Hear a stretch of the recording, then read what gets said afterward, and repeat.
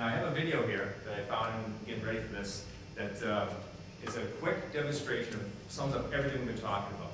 And this was out of Maryland. I don't know if it's through the school system, but you'll see it. This is about as quick and easy a test as you can see as to whether or not your daughter, or your players are susceptible to an injury. All right, so hopefully you can hear the sound here. That's all it is from that.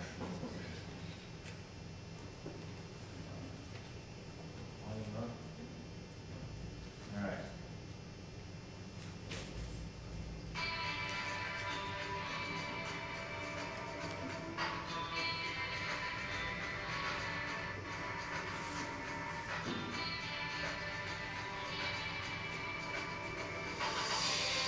Watch the knees.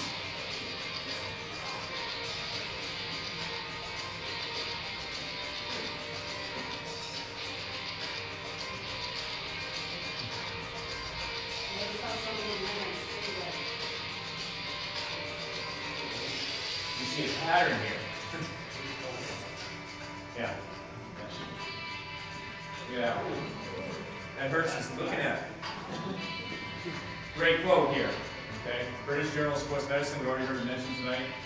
And if your daughter playing with basketball, soccer, or other sports, it's crazy if they don't take a evidence-based warm-up again. Okay?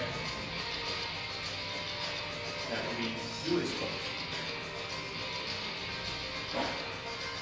I thought they did a great job with that. I mean, it's quick and easy, and obviously the girls diving in there. So were any of those good? Were those all bad? No, they were all, yeah. You didn't see one of them who landed here with the knees lined up over the feet. That's what you're looking for. And one of the quotes that they use at the soccer loft talk at UMass Lowell was, you know what? It sounds, hear what it sounds like on PC. You have to teach girls to run and land like a guy. And that, whether they like that terminology or not, that's what you have to do. They can't be landing this way and follow that angle in, because that is the predisposition there. So I'm going to talk a little bit about how we've heard why it happens and all that good stuff.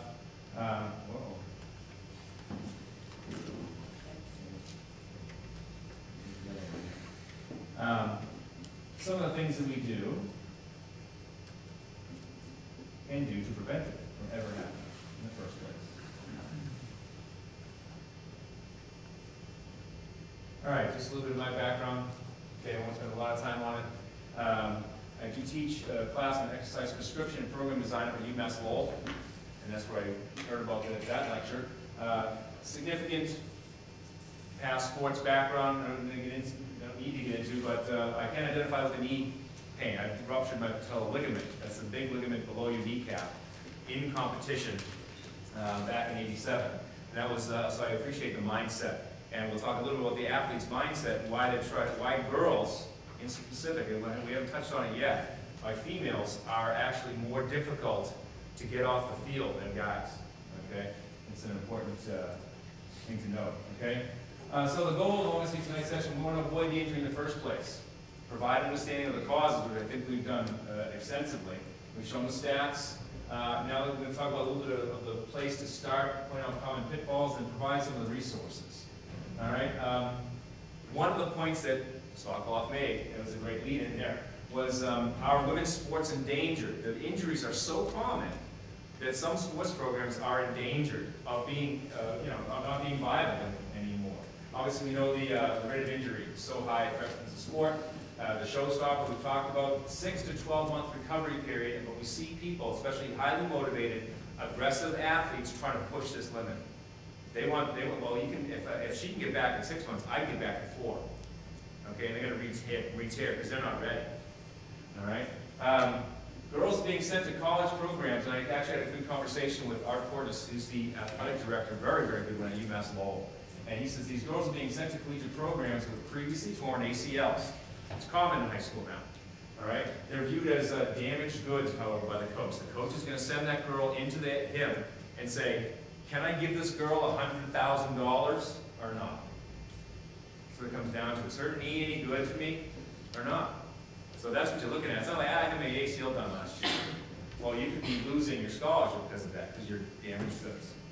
All right?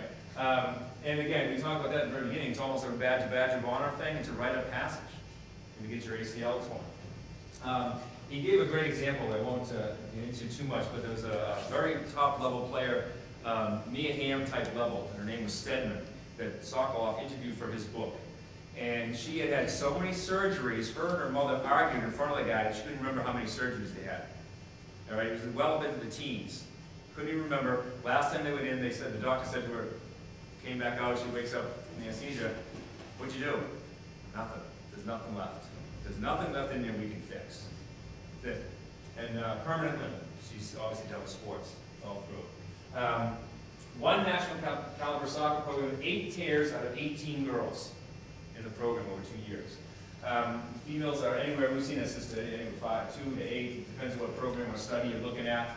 All right, and then last season, don't quote me an exact season here, the first half, half the point guards